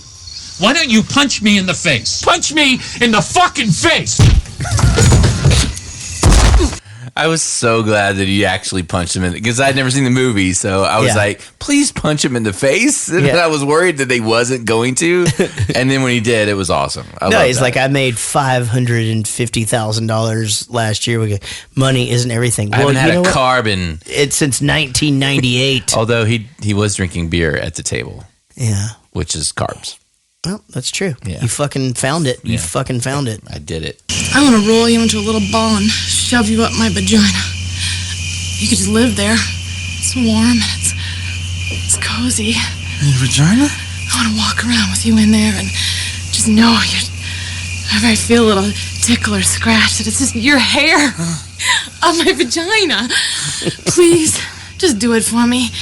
What's happening? Neither of them know how to kiss, by the way. Alice, come on. Dane Cook, 20 minutes. Pay-per-view. Let's go. That's supposed to highlight that he's a douche because he's listening to Dane Cook. See, that's here's the funny thing. The funniest thing about you and I is that we don't agree on much. But we do have a consensus on how we analyze a lot of things. And I thought exactly the same. Like, if you're going to put an exclamation point on everything, let's go. Dane Cook, pay-per-view, 20 minutes. It's like, yep, that makes total fucking sense. No, they knew how to kiss, but the point, they're fucking, she's crazy. That's the thing. No, they but didn't know how to kiss. It's crazy in a good way. Has to be Dale has to be a virgin because he's like, what is happening? Well, I'm not sure what's going on right now. Like so, even when they're having sex, he goes, "It's all slippery." Oh, yeah, it's all slippery. Like what? But yeah, we talked about this earlier. I was a little weirded out by this scene at the beginning, right? And then by the end, I was kind of turned on by it. So, yeah, same. So it was. It's okay. It's the guy's wife. This is super weird, and then I mean, same. And then you're like, yeah, I don't want to go into it, but yeah, I got turned on. Yeah. On the count of 3, name your favorite dinosaur. Don't even think about it. Just name it. Ready? 1, 2, 3. Velociraptor. Favorite non-pornographic magazine to masturbate to. Good Housekeeping. If you were a chick, who's the one guy you would sleep with? John Stamos. What? Did we just become best friends? Yep. This was a cute scene. Yeah, I thought it was good. I have to say the best thing about this movie is how it reminded me how badass Steven Seagal movies were. And I am going to go back and watch Above the Law. What are you talking about? They were watching Steven Seagal Above the Law on TV when they were sitting on the couch. Have you not seen that movie? No. Damn it, I got to add that to the list, I thought we were going to talk about when they built bunk beds, because they run into their parents' room and they're like, hey, can we turn our beds into bunk beds or whatever? You're ridiculous. adults. You can do whatever the fuck you want. Just go You know do what? it. I'm glad you mentioned that. It made me uncomfortable when the dad said fuck. Every time he used the word fuck, I thought that usually when he said it, I was like, I would rather him say shit in this. You know, I don't give a fuck. I was like, why didn't he just say I don't give a shit? It just sounded so forced. Totally agree with that. I feel like it was just like when he was at his wit's end that he would say that. Sure. You know, because you see him, you know, every time he says it, it's like that's it. You know, like, shut the fuck up. Like I know, when he's talking about. But he's got his new wife sitting next to him. Yeah, but that's the thing is you tamp that down just a tad and say shit instead of fuck. Yeah, but there's two grown men in your room understand. going, can we, Dad, can we? It just seemed a little because it's going to make room for more activities. I'm nitpicking, but that seemed a little too So much. we missed the sleepwalk thing, right? They destroy the house. It's retarded. That whole scene to me is just a little bit insane. And I think I'm going to bring this up later, but I felt like the movie was too long, and they could have cut some of the story arcs, some of the little ongoing things out. It's only an hour and 38 minutes. I'll get to what I think should have been cut. It's an hour and 45 on mine, but yeah. Okay, I definitely think there's a whole section that could have been cut. It's not this. Does it have to do with kids? No. Okay. I'm a bit of a spark plug and human resources lady. It's Pam. I'm sorry. Well, Pan. No, my name is Pam. Are you saying Pan or Pam? I'm saying Pam. Yeah, I'm sorry. Who's this gentleman sitting behind you? That's all Hello, that comes. Ms. Lady. I'm Dale. I'm Brennan's stepbrother, and I think I might be able to help with the Pan-Pam dilemma. Yeah, that'd be great. Pam. Pam, oh no. Pam. Panned. Bam, With an There's M. a D on the end. There's no D. So you may recognize her. Yeah, I do, and she's hot. This particular person is in everything, and she's on every commercial. Like, her name is Jillian Vigman. Mm-hmm. She's in every commercial. Because she's hot. She was in The Hangover Part 2, The Hangover, 40-Year-Old Virgin, but now she's literally on every commercial. Because she's hot. Because she's hot. Yeah, exactly. Look, Mr. Garaki, just leave me alone, will you? Shut your mouth, S.A. You guys just go back and have fun on your jungle gym, okay? Does Butt Buddy have a name? If you're referring to me as Butt Buddy, yes, I do have a name. It's Brennan Huff. If you don't come over here and lick that white dog shit, I'm gonna plow into your nose with my fist. I am not licking any white dog shit. I'll let the dog shit if you leave us alone. Dale, you're not licking dog shit, okay? Dude, they're kids. Brennan, it's just dog shit. It's ridiculous. Hello, how are you? Sarah Silverman did this bit about whatever happened to the white dog poop from the 70s, and it got me thinking, what the fuck ever happened to the white dog poop from the 70s? Was it like shit that they ate back then? Like we were feeding them more carb? Like you don't see the white dog poop anymore. That's true, I think. I think about it all the time. I have 3 dogs, as you know. Yeah. You don't approve of it. But I'm starting to approve. Yeah. I have 3 dogs, and there's no white dog poop. I had dogs growing up, white dog poop all the time. Yeah. So I wonder if it's in their dog food. In the air? Maybe it's in the flies. I can feel it coming in the air tonight. No, when they said white dog poop, I was like, is dog poop white? And then I saw it and I was like, oh, I guess I remember it in my past to be white. But I didn't put all the Sarah Silverman 70s one. She's the one that thought of it, though. Like, whatever happened to the white dog poop in the 70s. And I think about it all the time, like as I'm cleaning up after my dogs, which I don't really have to do a bunch. Well, I think the movie was a little too long. I think it needed to be shaved by at least 10 to 15 minutes.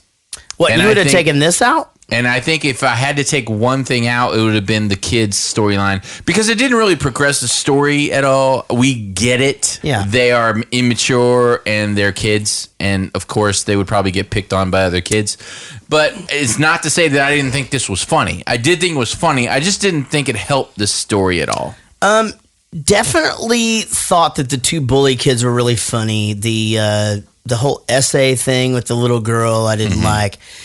For me, I would have taken out the whole section where he hits him with the cymbal, drags him out, he's going to bury him alive. Yeah, that was weird too, yeah. And then, but I'm alive, and, yada, yada. I agree. To me, I would have taken that out too. That whole section, if you would have just taken that out.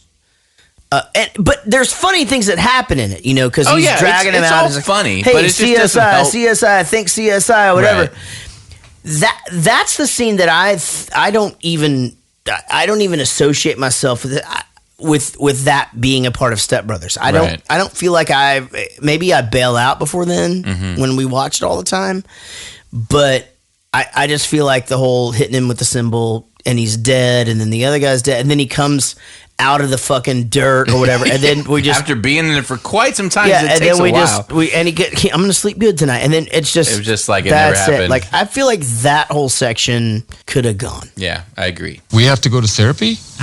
What the fuck happened? Hey, look, I know this seems really, really sudden and just sort of unfair and cruel. But it's non-negotiable. But it's non-negotiable. I got a belly full of white dog crap in me. And now you laid this shit on me? What the fuck happened? It's my second favorite line of the whole thing. And but I love this struggle where Dale's dad has completely lost it. And Brennan's mom is still just trying to fucking find some way to just take care of everybody. Right. And it's not going to happen. Yeah, she is not on board as much as the dad is anymore. Well, at this point, he's at his wit's end. She's still just nurturing. Yeah. And also, I don't think she wants change as much as he does.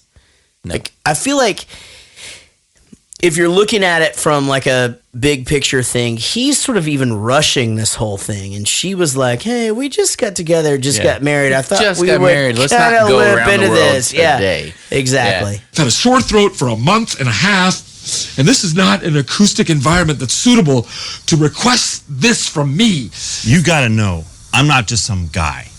Brennan, that is the voice of an angel. Brennan, I can't even make eye contact with you right now. Your voice is like a combination of Fergie and Jesus. Why can't you do that in front of people? You have to know people like this. I have a sore throat. Yeah, the environment is just not conducive to singing. You know people like this. I mean, it's know. a whole thing. I definitely know people and everybody like is. I mean, like listen. Let me just talk frankly about the whole. I don't treat my voice any differently than I treat a guitar or whatever. Like, I mean, it's whatever. This is what I'm capable of doing. Mm-hmm. But you want some hot tea. In my opinion, anytime you start changing the circumstances of what you should ordinarily be able to do, then your mind is just fucking you anyway. Right. So if like you don't drink hot tea, why would you drink hot tea to fucking sing? It doesn't make any sense to me. Like, you have this voice, you're born with it. This is what you sound like. So, hey, spray this in your throat. Drink this hot tea with lemon. Right. By the way, do you drink hot tea with lemon? No, I fucking don't. But hey, drink this. I'm going to put some honey in there. You like honey? Don't know. I don't really have honey. I mean, like, I know I like Honey Nut Cheerios. Those are fine or whatever. But I had honey on a biscuit at a fucking restaurant once. It tasted good, but but drink this. Then I'm overthinking. Then I'm thinking to myself, well, fuck, my voice isn't going to work because I'm having to drink this. So, goddamn, fucking pisses me off. I had a guitar player. I guess technically the guitar player before Mark. I love Mark's amazing. Mark's the best guitar player that I've worked with in a full start to finish kind of person. By the way, Mark is my father-in-law, right? Who's also my age. And it's my best friend. And that is Rich's best friend. The guitar player before him is, I think, one of the best guitar players there is. Like, he is, like, in the world kind of, he can do anything. He comes up with riffs that I'm like, how do your fingers do that? And how did you even think that up in the first place? He reminds me of Zakk Wylde in the way he writes riffs. Not that he copies Zakk Wylde, because he doesn't sound like Zakk Wylde, but in that way, that creativity way, he's crazy good. But everything's an excuse with him. The fan is making my string warble. Oh, I don't have the settings right. Oh, this amp is not right. It's just like constant. Everything is an excuse. And it just drove me fucking nuts because I'm like, just fucking play, dude, because it's amazing when you play, but it's always an excuse for everything. Right. It's like I say, the greatest singer, the greatest guitar player, the greatest drummer, none of them have ever been discovered. Nobody ever hears them play because... So technically, I could be the greatest. It's more maybe. I don't know. You certainly talk about yourself like well, you I'm just are. saying, you point to the wall and you go, I've got a Grammy, but you don't factor in is what you just said is, well, actually, I could be the greatest. Correction. I don't point to the wall and say I got a Grammy because I'm Grammy nominated. Oh, that's right. Grammy nominated. I just got a bunch of fucking gold records. I mean, what's the difference though, right? What, gold records? I got a No, I'm bunch of saying them. Grammy, Couple nominated of Grammy. platinums It's up all there the too. same. Couple of platinums, triple platinum. Is platinum good? Platinum's good, right? It's pretty good, yeah. But I mean, better than gold is what I mean. Let me think about that for a second. Yeah, that's a good one. I like it. So, Dale, I don't know how much you know about therapy, but it usually starts by you telling me a little something about yourself. I work at a college as a janitor, even though I feel like I'm smarter than most of the people that go there. Sometimes I see an equation written on a blackboard, like half an equation. I'll just figure it out. Is this Good Will Hunting? No. Sounds a lot like the plot of Good Will Hunting. Yeah. Anyway, my best friend is Ben Affleck. Dude, I lost it at that. Yeah. Because when he was saying, I was like, that sounds like Good Will Hunting. And Yeah. then he said, he says Good Will Hunting. And I laughed at that. No. And then he's like, no. My Anyway, best friend is- my best friend is I fucking lost it right there. And then you've got Will Ferrell in his first. Good Will Hunting is one of my favorite movies, by the way. Is it? Yeah, it's I've on seen our it. list. We're going to do it at some point, but I saw it one time. it is in my top 10 easily. Hi, Wendy. Hi, Jaret. How have you been? Good. Yeah? I'm tired. Yeah, I'm you tired don't this seem like week. your chipper self. I'm going to be honest. You look fantastic, but you. I got my hair done today. It looks awesome. Wendy Kropf is with us. Wendy is a longtime friend of mine and all of my musical stuff. And probably, I would say, I'm going to go out on a limb and say the biggest fan of Jaret Goes to the Movies as Yes, far as I think so. being so active and retweeting all of our stuff and talking about our show. And it means a lot, Wendy. Thank you so much for all you do with spreading the word. Wendy is also one of our producers. And if you want to be like Wendy, you can go to patreon.com and search Jaret Goes to the Movies, and you too can be on the show. All right, we do this thing called 5 Questions. It is an actual 6-question segment, and where I ask Wendy 5 random questions off the top of my head, and then Rich asks a bonus question. Which is always dangerous. That's and right. some of The those object questions- is to get 5 right. A lot of people now have gotten 6 right. If you do get 6 right, you get your name on the wall in an undisclosed place in my house. We can't take photos of it. Nope, and no one will ever see it. That's right, but it is there. It is there. And Just trust us. We promise that it's there. Okay, Wendy, you've done this before. This is it's old hat to you, and I'm going to wish you good luck. Rich, would you like to wish her good luck? Good luck. All right, Wendy, if you could change my hair, would you A, give me Ren McCormick from Footloose hair, which I've kind of already had in the past, but you got to dig back a little bit? Would you give me a pompadour, or would you let it grow out and give me dreads? I would do the Footloose hair. Footloose hair is correct. That is right. It's essentially what my hair is already, just cut a little bit shorter. Yes. I like to call it my summer haircut. I don't see you sporting the dreadlocks. No, I don't do the dreadlocks. It's already been done by Billy Joe Armstrong back in the late 90s, and I've already stolen enough shit from that guy. All right, so question 2, Wendy. They do get harder as we go, I hope, as does a lot of things. That was the penis joke. And so we're gonna keep going from there. All right. Rich and Will Ferrell are in a fist fight. Oh, boy. Versus Rich and Will Ferrell in a battle of wits. Which is more interesting?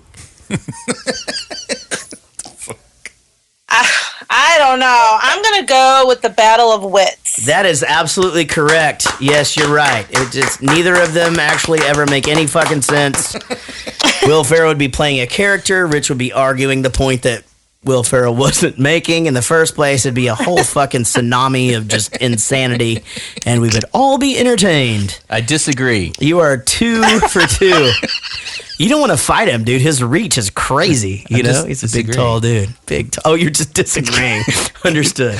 All right. Okay. You're 2 for 2, Wendy. That is very, very good. Very, very, very, very good. Wendy, in the movie Step Brothers, Brendan's mom is freaking hot. True or false? True. That is correct.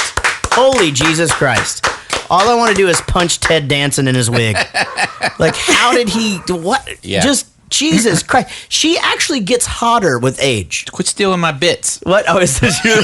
This is oh, yeah, you got to take note of it and not say it later, right? Right. But she's like a fucking fine line. Yeah. And then when you hear her curse, it just makes it better. Yeah, a little bit. It's the thing that she has this angelic voice. I like, know. There's she's- just a whole thing that's going on. And then I was just like, she's so sweet. Why is she saying those things? I know. I like her so much. Well, you're 3 for 3.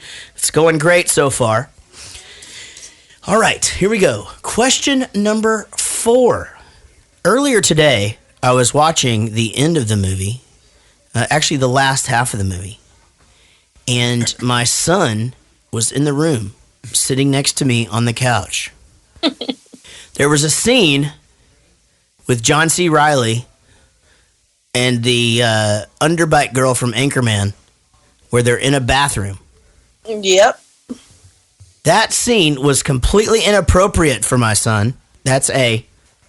B, it was completely inappropriate for my son, and my son hid his eyes. Or C, it was completely inappropriate for my son. He hid his eyes and told me to tell him when it was okay to watch. He probably told you to tell him when it was okay to watch. That is exactly right. My son is a good boy. He knows not to see a girl riding a guy on a bathroom sink. He understands that is for college. And we have discussed that. And the fact that, and that sometimes spontaneity gets you in trouble or herpes. You just never know. You got to be careful with that this day and age. That was 4, right? Yeah. That was 4. Okay, question 5. My goodness. This is going to be a good one because I feel like you're going to get this, and I've got a really good feeling that this will be your second time to get all 6 correct. Are you ready? Yep. All right. Funniest Will Ferrell Saturday Night Live bit of all time is A, we need more cowbell. B, staring contest, me and you. You win. You always do. That's him doing, what's the singer's name? You have to explain it. No, but I just wanted to make it to it's where he goes.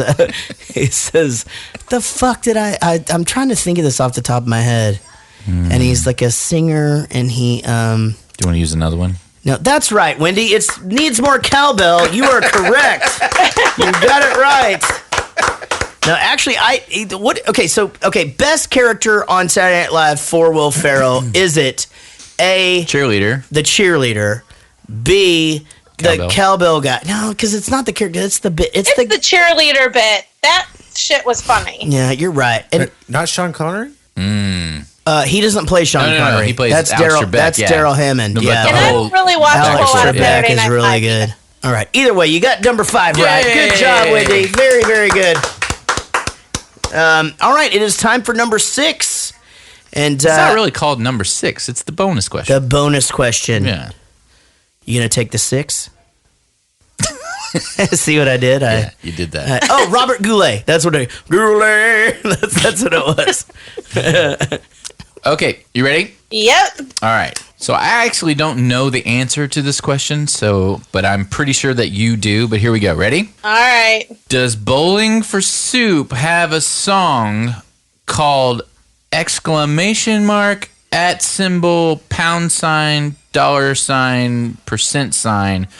And do they have a clean and a dirty version?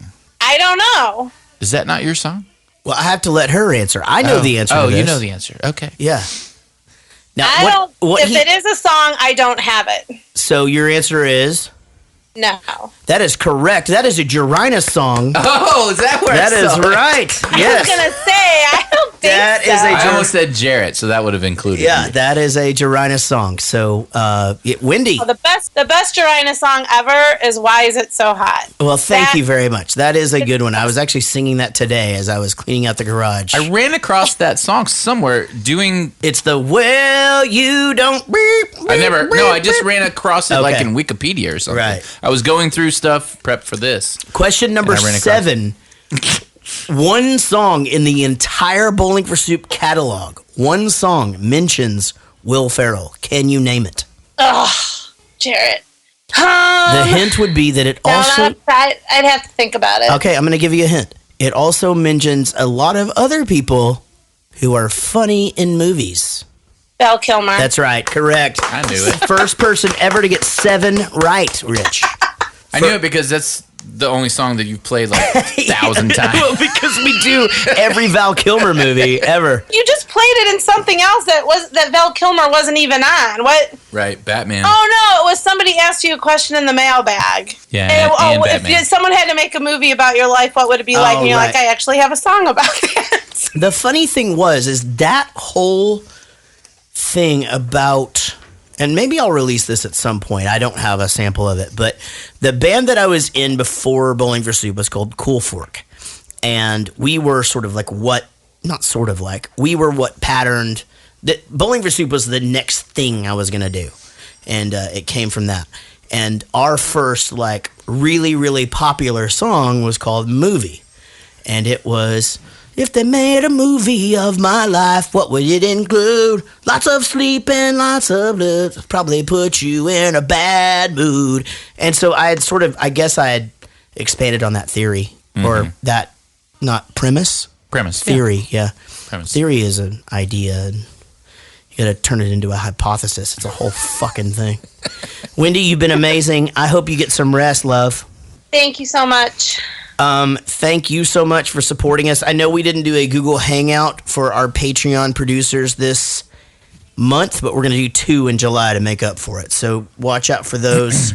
And or we may try to get one in. Actually, no. Yeah, it's 4th of July weekend. Yeah. We'll get 2 in July. Yeah. Yeah. So back to back. You're the best around. And I will see you in November. All right, I'm gonna hold you to it. All right, and hey, see you guys to the later. Hey to the kids, we love you. All right, love you too. Bye. While the children are in the living room, I think this would be a good time to make our announcement. What's going on? It's over. I'm going to be moving in with my friend, Jack Handel, and Nancy found a townhouse in the city. What is this? What's happening? What Robert is trying to say is that we are getting a divorce. Don't do this. No. I gotta say, I could have called this one. No. Yeah. Is it our fault? Is it because we were bad? No, that's the main thing that Robert and I talked about, is that we did not want you two to blame yourselves. And why is he moving out of the house? It's his fucking I was house. just about to say the same thing. Here's some advice I have for men everywhere. Never, ever leave the house. Wait, is it because it already sold, maybe? I think maybe that's it. Because we skipped over when they were trying to sell the house or whatever, and Will Ferrell's a Nazi, and John C. Reilly's KKK, and then Will Ferrell's dead. And then, that so dead we one was skipped good. that. Yeah, that was a good one. Well, even Derek says that at the end. It's the asbestos. Yeah, it's the asbestos. So maybe the house sold. Maybe, That's the thing, I guess. But seriously, never leave the house. And especially if it's not your fault that you're getting a divorce, don't leave that. She was like, I need you to leave because blah, blah, blah, blah. Who cares why she wants you to leave? And, wait, hold on. Are we talking about you? I'm talking about in general. If you're going through a divorce or separation and an impending divorce, never, ever leave the house. Well, hold on. Wait, hold on. So you have to live in 2 different. The reason why he shouldn't have left the house is his fucking house. Right. They got married as adults. They don't have any children that the government cares about. Right. That the city cares about, that the county cares about, that the state cares about. These are fucking grown men. So she came into a relationship. It didn't work out in I'm just a giving really short general period advice of time. right now for anyone that's getting a divorce. Hold on, just say what you mean. I am. Okay, go ahead. If you are getting a separation, right, and your spouse has asked you to leave, I'm the mother, I have the kids, I need you to leave and go get, live somewhere else because we're going to get a divorce. Never, ever leave the house. Yeah, but why? Don't leave the house. Do not leave the house. You stay in the house. Is that really a legal thing, or you're just saying? No, that's a legal thing. Don't leave the house. Because if you leave, what? Then it's her house. You've abandoned the thing. You've abandoned the marriage. Oh, you have. Yeah. You've abandoned the marriage because you're leaving. Got it. You don't leave the house. You stay. Mm-hmm. You're on a better legal foot You're on a better everything foot. Now, in this situation, have you already been through counseling and like you tried to fix it and all that shit? Or Sure. It doesn't really matter. Just don't leave the house. Okay. You stay in the house. Right. What if there's a poltergeist? Then you all leave the house. Right. Well, no, not always. Or what if your daughter Carol Ann is in the TV set? You just hang out on the ceiling. Yeah. You can What's do her that name? too. Joanne. What's her face? And Yeah, you get to she see was her in her hot in panties. the little panties, yeah. Remember in Teachers, you get to see her boobies. I haven't seen their boobies, I don't think. Yeah, I'll Teachers. have to go check out Dr. Scan after Nick this. Nolte. Dr. Angelface, I just want to say thank you for meeting me on such short notice. Don't call me Angel Face. I apologize. I'm very alone right now, and the thing I want to ask you to help me, to show me how I can be a grown-up. Do I carry my high school diploma around with me? What do you do with your hair in the morning? What happens if there's inclement weather? What do you wear? Can you wash your clothes in the dishwasher? This was the funniest scene in the movie, but you left the house, didn't you? You left the house. Me? Yeah. Not once. Oh, you didn't leave the house? No. You stayed in the house? No, Then you agree with me. I kept the house. Right. Then you agree with me. I don't necessarily disagree or agree. I just don't feel like there's a fucking there's a line of it. But yes, you don't leave the house. I kept the house. You stake your claim to the house. You always do that. Well, I like this scene too. I also like the when John C. Reilly is getting interviewed, and we did skip over the fart. Do we need to go back to the fart with Seth Rogen? 40 clips ago. Yeah, we could I talk know, about but- it. Sure. but I just want to be like, it I was get hilarious it. because I get it. You're being ironic. I like the suits. This whole thing is great. Like, you know what? Like, we'll just hey. You know You what? seem fine. Let's do this. And then he goes, and then the most uncomfortable fart ever with the greatest repeat. Just like, And then he tries to tell them later. He was like, I thought it was going to be silent. Yeah. And it kept not being silent. yeah. And he just like, what is that? Is that onion and ketchup? Onion and ketchup? Yeah, I can taste it. I can, And you can Now actually the see him suits taste it. are kind of weird. Yeah, exactly. So, but hold on. But on this, following this scene is when John C. Reilly goes, he's applying for a job. He's about to get a job. Mm-hmm. And the way he hooks the job, he goes, as long as it doesn't involve having sex with old women for money or bear traps, then I'm good. I can't handle any one of those. Then you've got Will Ferrell living in a Holiday Inn, wiping his ass with a rug and putting it in the sink, and he's coming at. But the greatest thing ever is the Mary Tyler Moore thing, like coming out of Costco with the most toilet paper ever. Well, when he finally made it. I know. When he was doing that, I'm going, oh, okay, they're going to show him as doing an adult thing, and then he picks up the rug, and I was like, wait, this doesn't seem adult. And then he gets in the sink, and he's wiping. I was like, that's not adult. And then Costco. I was like, It oh, doesn't- okay. it doesn't I get- was like waiting for that. It doesn't get any more adult than Right, Costco. exactly. That's true. And then he goes in and he wants the Catalina wine mixer. Yeah. It's the fucking Catalina wine mixer. Was that something I should have known about? It's a thing now. They're actually making it a thing. But your favorite thing is Rob Riggle here. Pow! It's like, listen. Are you saying pow? Yeah, it's a pow! Are you saying pow? But fucking Derek, who always has the best lines, goes, you mess with my nut? Randy is going to eat your penis.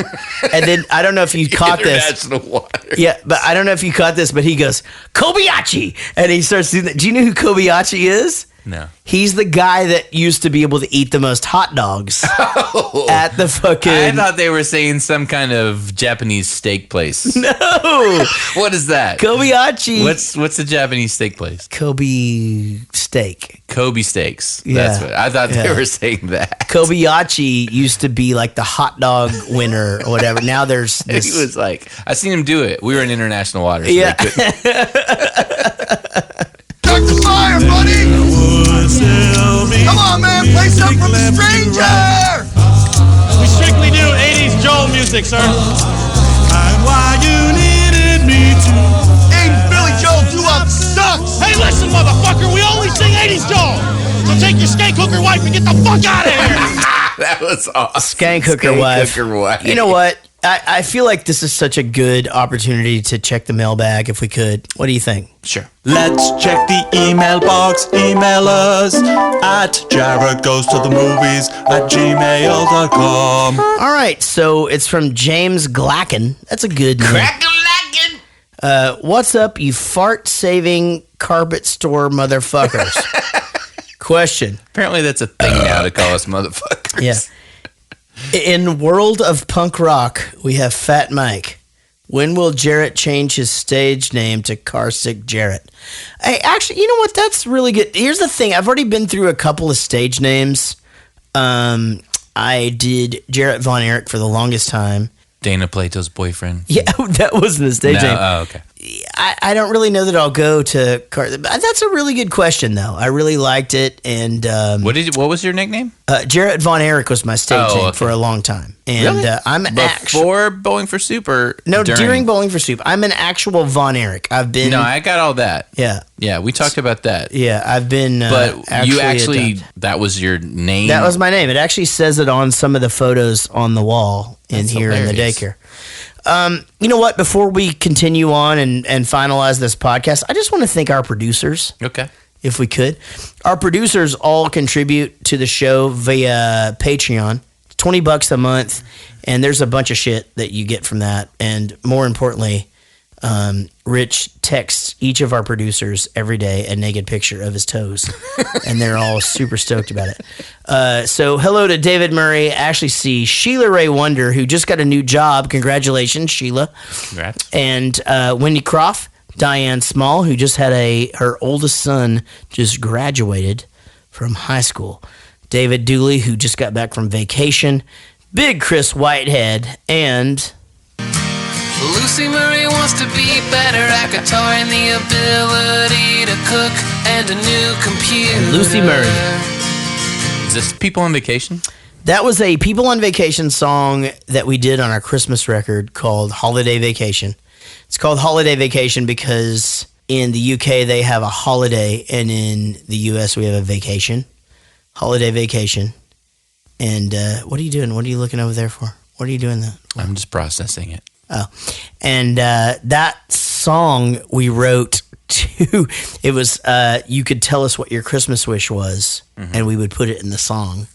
And it actually turned out to be one of my favorites on there. So I do have a couple of Christmas records out there. I got two Bowling for Soup ones and a People on Vacation. So check that out as the holidays get closer. But thanks to our producers. And what the fuck happened to Horatio Sands? He killed on Saturday Night Live, I thought. And then he just disappeared. No, I think he still appears on stuff all the time. He's a little bit here and there, getting but on things. Really nothing that I watch. Yeah. You know, like I know he's working. I just don't see him. You just never know though with those guys because they, you know, like they could go and do something in the theater or whatever. He and Jimmy Fallon were, I thought, unstoppable. They were like a team. Yeah. Like the Leatherman. Do you remember the Leatherman skit? Oh, you didn't? I haven't watched Saturday Night Live in years, but I will say that it was so good. Bravo to NBC, you know, because the first few months of Fallon were terrible. And it was just so bad. And the first few months of his talk late show. night? Yeah. Oh, no, I didn't think so. Yeah. I thought it was good. It's bad. And he just found his groove like no other, and he's recreated late night TV, and that's what they needed to have happen.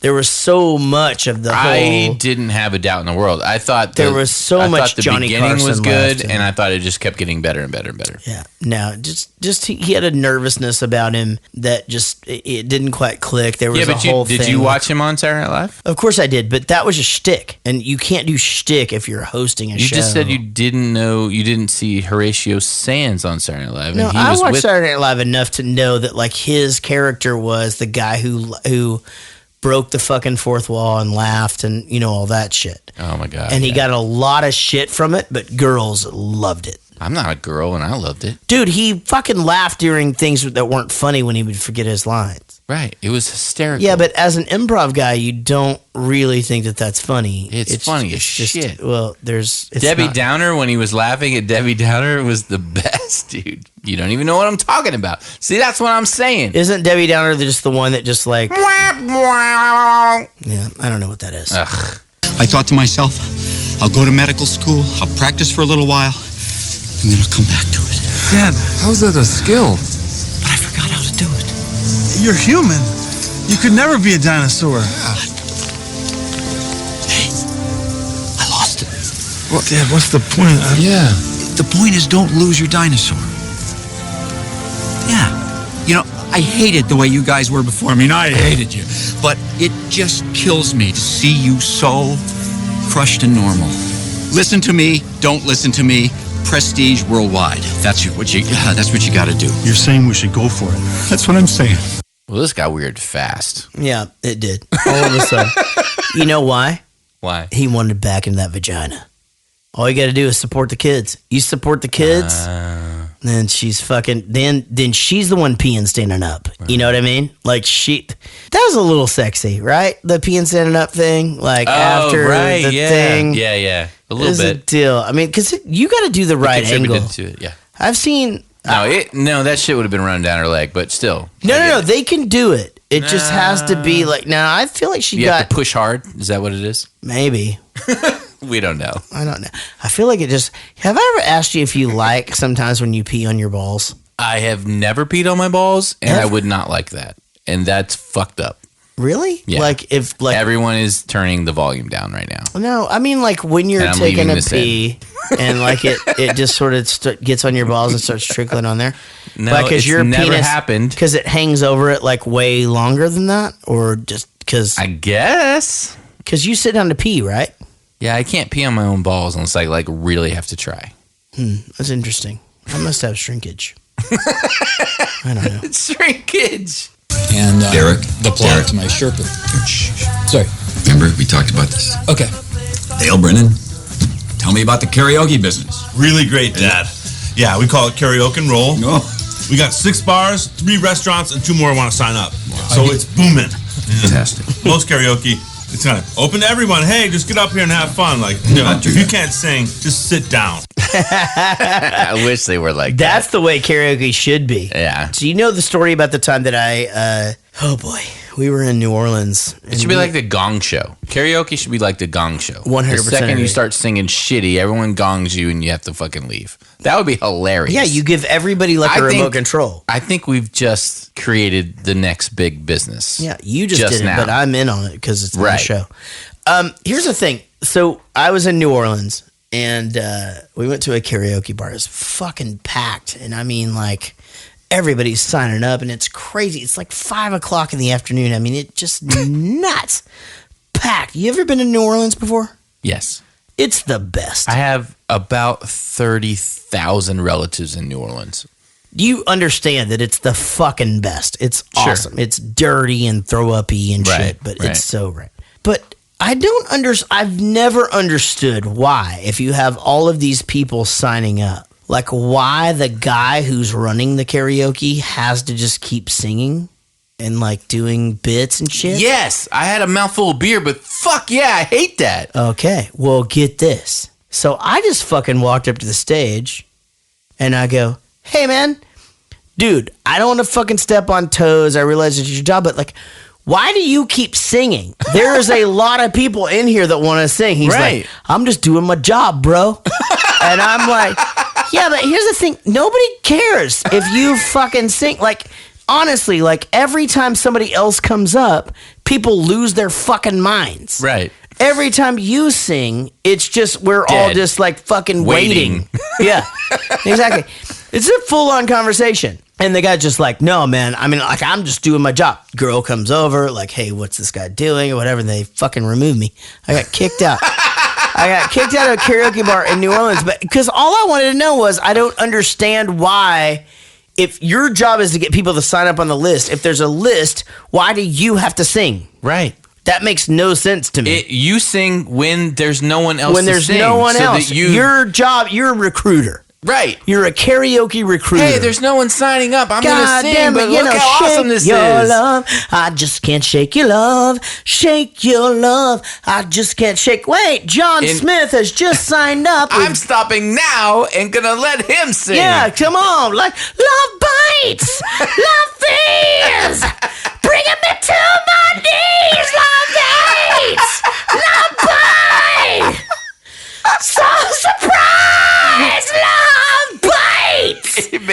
You know? It may not be a secret by this point, but we're drinking tonight. It's no surprise. So yeah, exactly. I got fucking kicked out. That's a true story. That's hilarious. They dude. watched me, like all of my friends. You didn't pull the do you know who I am No, card? I didn't. No, not that trip. But On the next one. well, I have another story about that same karaoke bar one trip later, but I'll wait until later. But that was at Edo's wedding, and we had all gone in for fucking unlimited mimosas. Judge Edo? No, my sound guy Edo. Oh, okay. And we had all gone in for bottomless mimosas. I think the thing is that like by the third time the guy came by playing the trumpet, he was like, hey, okay, anything else we can do with you guys? And like the lunch crowd was coming in, and then it was like the dinner crowd coming in. They're like, how long are you guys planning on staying here? It says bottomless mimosas. I don't know. Like our plan is to not walk out of here. When do you close? Yeah, when do you close? And so that was the next stop. You see that white dog crap? Do you see it? Yeah. Not too fun down there, is it? No. You see, your actions have consequences. When you oppress people, they rise up in a fiery anger. Dumb. We're not like you. We're grown-ups, motherfucker. Say hi to your dad. We went to high school together. I love that. Oh, man. I'm just so glad that you enjoyed the movie. I think it probably was built up a bunch. I was worried you were going to hate it just because you fucking hate shit. I didn't hate it. I don't put it in the pedestal that you do. Yeah. I laughed. I thought it was funny. I enjoyed it. It's no pedestal, but I will say this. I think if this were to be on and you watched it again and like you didn't have the pressure of doing a podcast and all that, like you would. I don't see myself watching you it would again. No, you might. I mean, anything's possible. You might be in a tour bus someday and like That's fucking, definitely not possible. It could be. It could be. Maybe you get married to Cher. Like, what if you marry Cher? You like older chicks now. That's true. You and Cher get married. This is her favorite movie. Maybe it's on all the Mary time. Steenburgen's going on a book tour. No, on Ted tour with her. Danson is just like there with his big fucking hairpiece. Fucking bullshit. He's got the hairpiece. Well, dude, I am glad you didn't hate it. I'm glad that we got to watch this one. I think this one is a big, big, big favorite of a lot of our listeners. And I think you'll see that on the results of the poll that we're doing, which is, isn't it awesome that Rich wasn't an asshole this week? And, and basically you can just vote. There's only one. You just vote yes. That's it. Do we have a poll going? Like, are we doing that this week? I just threw one up there about Star Trek. Okay. Yeah. Do you say Star Trek? That's how it's. That's what I say said. too, but it's spelled Star Trek. Trek. Yeah. I see what you're saying. No, but I see what you're saying. Yeah, it is Star Trek. I feel like you would be one of the ones that would say Star Trek, but it's Star. I say Star Trek, but you do too. I guess I don't. I mean, I say it, but I'm not like I know what the word is, and it's Trek. So okay, say it in a sentence. I don't think that's gonna matter. I went to my friend's house and watched Star Trek. I think I throw the ack on there. Star Trek. Yeah, but it could be just the southernness in me. Yeah, and you grew up in Germany, so right, that's true. For 3 years, but whatever. But all the other years I was in the South. But okay, yeah. Right, yeah. Which is where? Louisiana, Kansas, where you became popular. Yeah, Georgia, Florida, Maryland's not really the South, but I was one. And then Louisiana for 5 years. Kansas. Did you get laid which in is Maryland technically at the all? South. Huh? Did you get laid in Maryland? Or when I was one? No. Yeah, no. Yeah. Did you ever get molested? I did. We'll save that for another episode. Ladies and gentlemen, thank you so very much for listening. This has been Jaret Goes to the Movies. You can follow us on Twitter at Jaret Movies.